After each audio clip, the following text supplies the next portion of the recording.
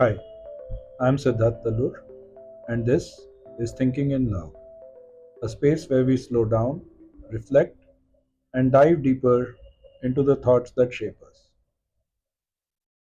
In today's episode, I would like to talk about backup plans. More specifically, I would like to discuss if they actually work for us, if they make us stronger, if they boost our chances of success, or do they make us lazy and hurt us knowingly or unknowingly. I recently completed one more year of teaching this electronic design lab course at IIT Bombay, where we motivate students to work on different kind of electronic systems products, and they have to go from idea to a functional prototype in the course of one semester. Now, if you think about it, it's actually quite remarkable that so much can be done in one semester, and I will talk about different aspects of how we do that in various episodes. But today, I want to discuss mostly about backup plans and how I have seen different student teams handle projects differently. Some have backup plans, some don't, and you see various outcomes which I would like to briefly touch upon without naming any students or projects in particular, but just discussing my observations. So, first, let me take a step back and talk about what are backup plans. We have maybe heard it many a times since we were kids, or maybe this advice that always have a plan B, don't put all your eggs in one basket, hope for the best but prepare for the worst. I mean, this advice can come in many different forms, but essentially, they are all suggesting not to have just one strategy if you have a particular goal in mind, but be a little bit more responsible, more strategic, maybe somewhat more mature, and have a reality check on your plans. Evaluate whether they are working or not working, whether they are serving the goals you thought they would, and think if you need to change your strategy. So, when would be a good time to do that? What would be a good backup plan to have? I suppose these are judgments that we all develop individually, and we each have our own way of going about it. We have our individual styles. But when you're working in a team, which is what this electronic design lab project is, that might become a little bit more difficult, right? Because different personalities have their different opinions and different ways of re-evaluating strategies, figuring out if things need to be done differently. So I thought let's discuss this topic today. So, like I mentioned in EDL, I've seen different groups go about it in very different ways. Some, or rather, I should say, most of them, um, just keep going from a plan A to a plan B to a plan C. Mostly because, like I said, this is a team project. The IIT Bombay students, very bright kids, very sharp people, each one of them very motivated, very intelligent, lot of ideas. So if there's no cohesion, every individual might do their own thing on the side, even if they are well coordinated as a team. There might be a tendency to still pursue individual interests without focusing on what the cohesive plan needs to be. So I see that a lot. A lot of times, the team as a whole doesn't seem to be laser focused on plan A. They seem to keep going on from A to B to C to D. So the project really may not be going anywhere, but the plans do keep changing. So that is something that as an instructor I have to look out for and help them do course correction or avoid too much course correction, as the case may be. On the other hand, there are teams who have a plan B, maybe a well thought out plan B, but then you don't see them fully committed to their plan A, maybe because they keep thinking about plan B. And then there are teams that have a plan A and nothing else, who just keep executing plan A. There are many successful teams that do a good job with just one plan A. There are many, many more unsuccessful teams who just keep pursuing plan A but don't have a reality check maybe as often as they need to, and sometimes the project just doesn't work out in the end, but not because the plan A was a bad plan, but maybe the execution was not going well and the team did not do course correction. But I've seen that having a plan B helps. The more important question is, how do you know when it is time to switch from A to B? So that is what I would like to eventually get to in this episode. I was doing a little bit of reading to see what kind of research has been done on this, or if there's any studies out there that have tried to look at this, about the fact that having a backup plan, is it a good thing or a bad thing. I came across a study by Shin and Milkman from 2016. If you just look for these names, maybe you'll find it. They asked a simple question. They asked what happens to performance when people create backup plans before tackling a particular task, or if you force a backup plan onto them, or if you get them to think about alternate strategies. Yeah, so I was reading this paper. It's a nice study, very well written. I, of course, did not spend a lot of time going through it, but I thought I'll share whatever I understood from the study. So, the first study they talked about in this paper is one where they had 160 participants at a US university, and they wanted to study if having a backup plan reduces motivation.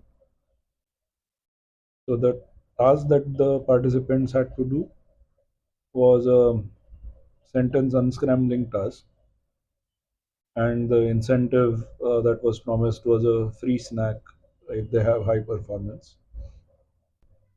And they were divided into two groups. One was a control group that proceeded directly to the task, so there was no backup plan.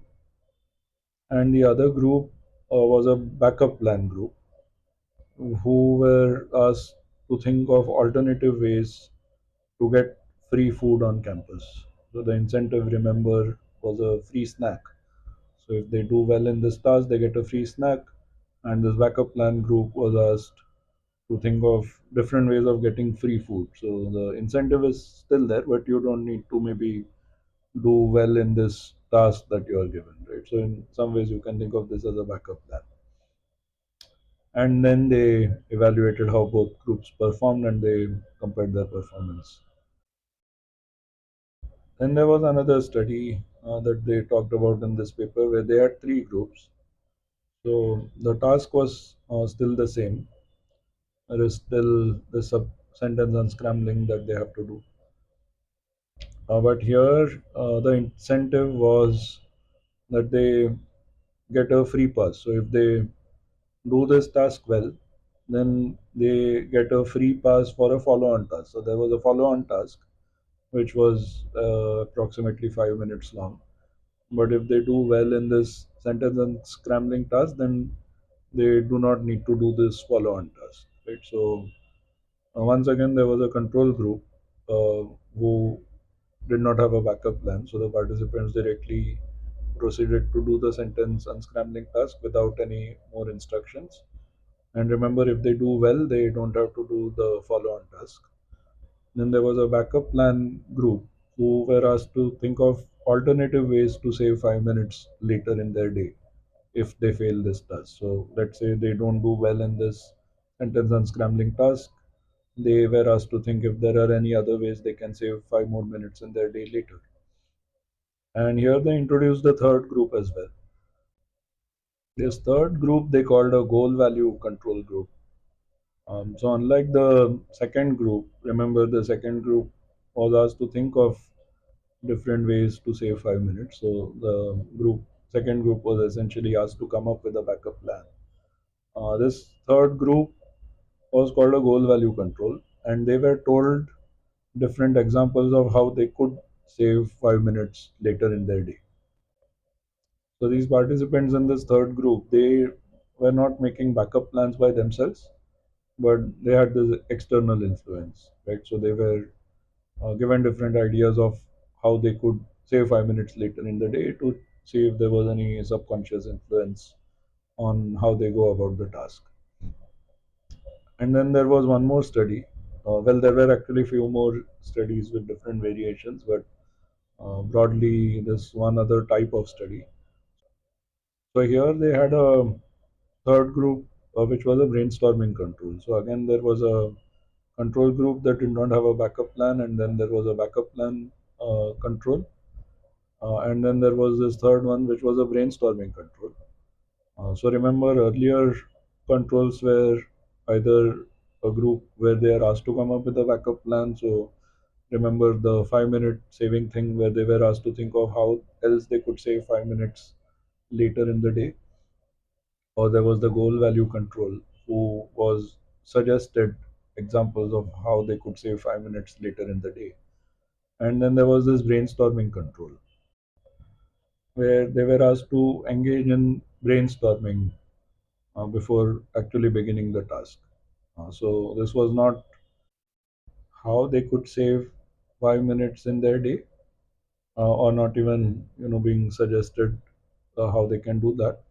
But instead, they were asked to brainstorm what they could do if they had 5 more minutes in their day. Right?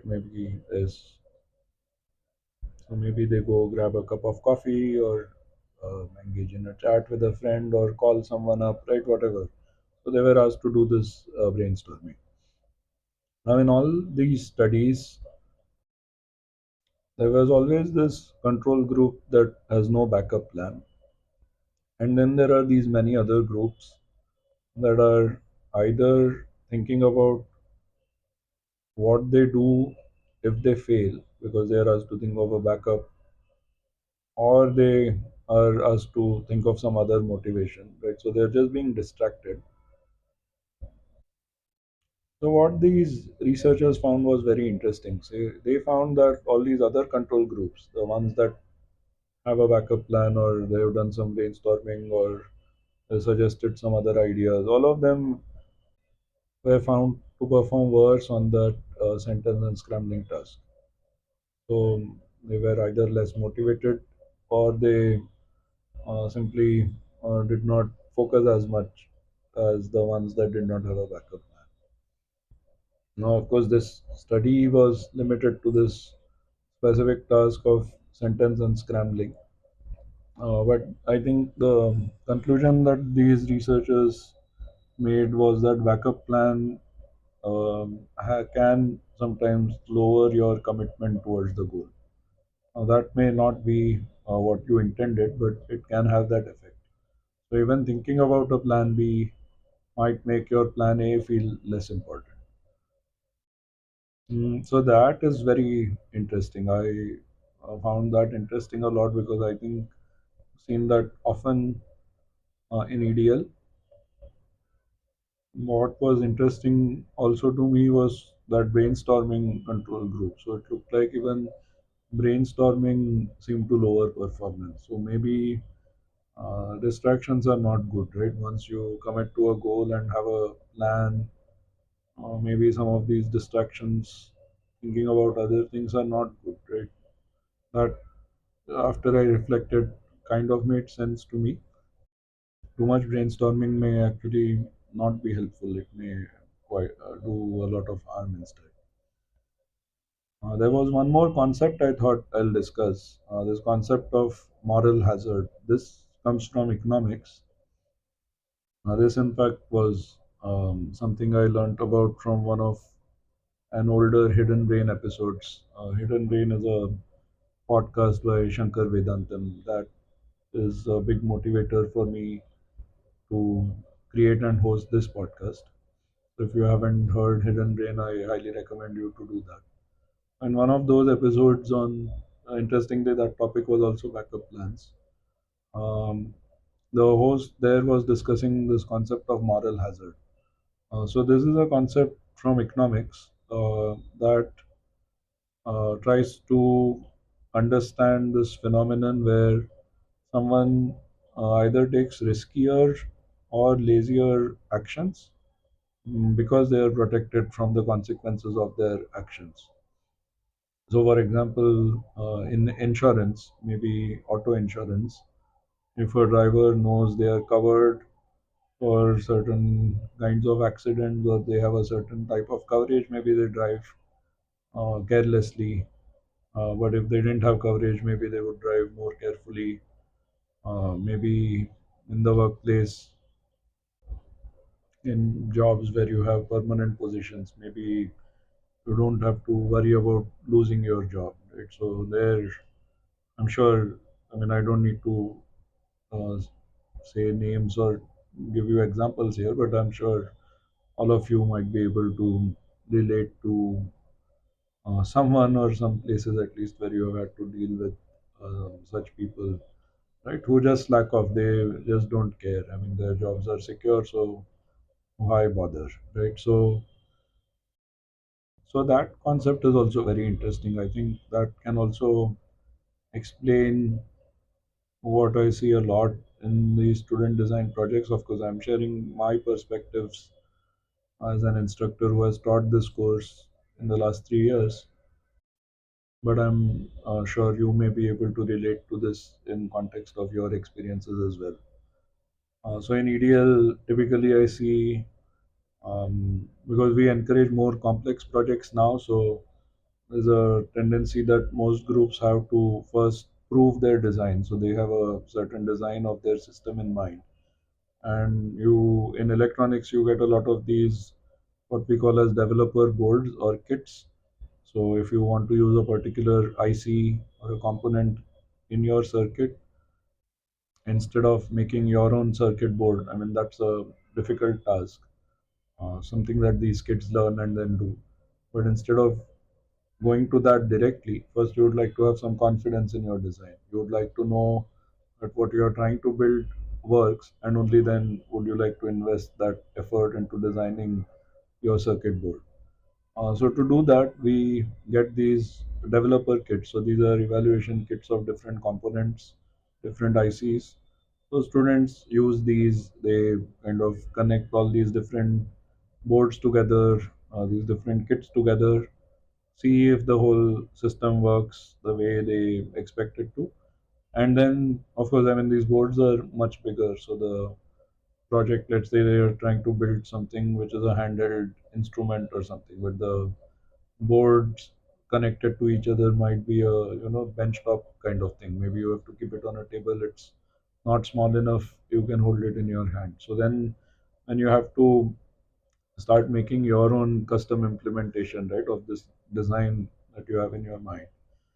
There you have to take this risky step of making your PCB and kind of trusting this PCB is a printed circuit board. So making your own PCB and then trusting that it will work. So that's the planning.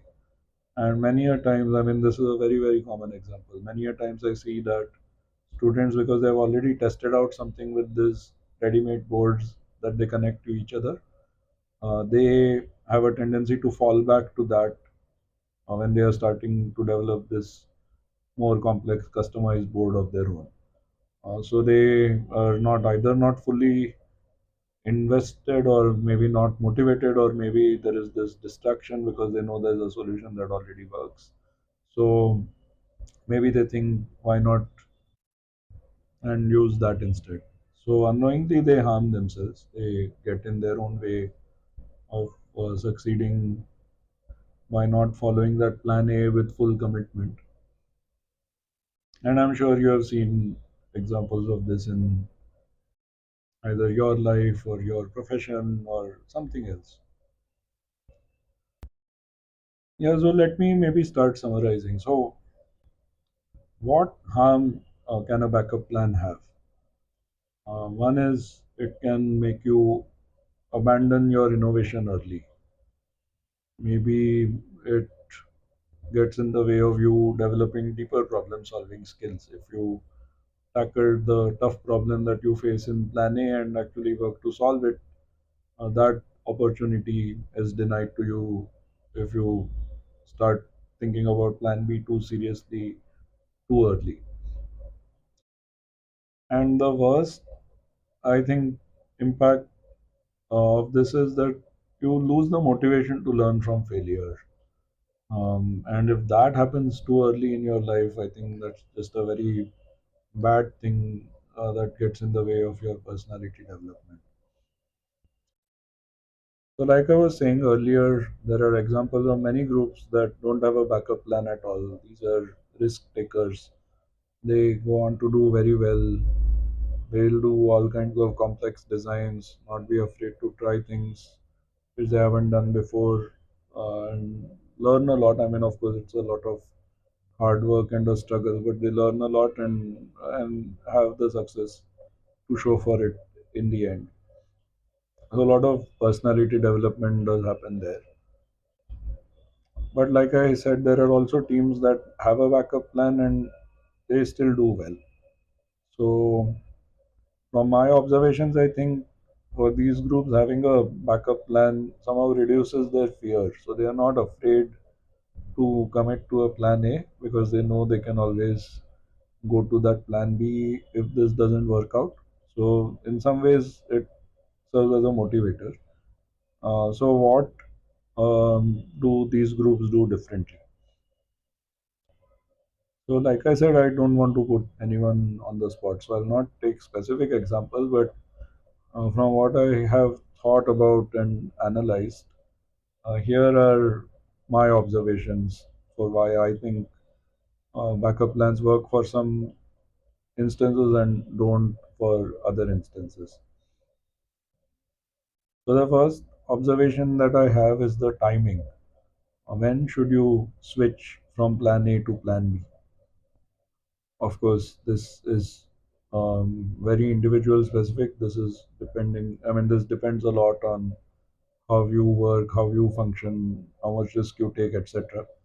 But especially when you're working with other people, it's good to have a kind of rule of thumb to guide things because, of course, everyone has different ways of going about things.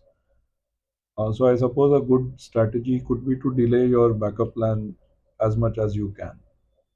Commit fully to plan A and decide, go no go milestones, right, which you use to make a decision on whether it is time to stop looking at plan A and go to plan B, or you use that to evaluate if plan A is becoming successful. So should you just continue going about plan A? So I think it also helps build confidence in plan A and um, does a reality check. So you don't kind of go with the flow, just praying that things will work out. You actually are in control. So in EDL also, I don't ask students to start thinking about plan B very early in the semester. Typically, we do this only when 2 or 3 weeks are left, by which time they have already done enough work and they are invested in plan A, hopefully. At that time, I get them to start thinking about plan B because I feel uh, sufficiently invested where plan B wouldn't be a distraction. So after hearing about the Shin and Milkman study, I feel that intervention, I mean, the timing of that intervention is actually maybe unknowingly we were doing it correctly, but it's not as effective as it could be. I mean, I would say it's really effective, and I see no one struggling in EDL. We are not there yet. So there's some more work we need to do in evolving that method. The second observation is the backup plan should be non competing. It should not be something that competes with your plan A. So, for example, like I was saying, where you see a lot of students giving up on designing their custom PCB because they fall back to the pre-built kits that are available. I think that's a competing backup plan, right? So your backup plan should kind of pinch you a bit. I mean, you should look like it should feel like you are making some kind of compromise. You are losing something by going to that backup plan, right? So you should be hurt by the fact that your plan A did not work out.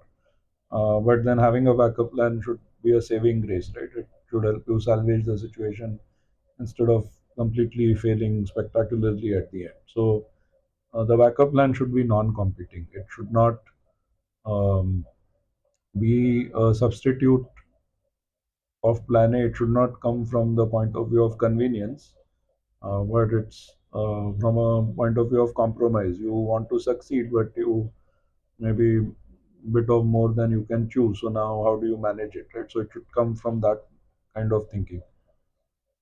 The backup plan. So related to that, my third observation is that the backup plan should also therefore be harder. It should not feel easy. There should be some friction, which is what I was just saying also, that you should feel a little bit hurt that you have to go to plan B. So if you structure plans in such a way, I think naturally you drive more motivation towards plan A. And my last observation is that it's a mindset thing. So instead of asking each other, should we switch? Is it time to switch to plan B? Maybe the question should be asked differently. So the question should be, have we exhausted plan A? I mean, is this all that we could have done?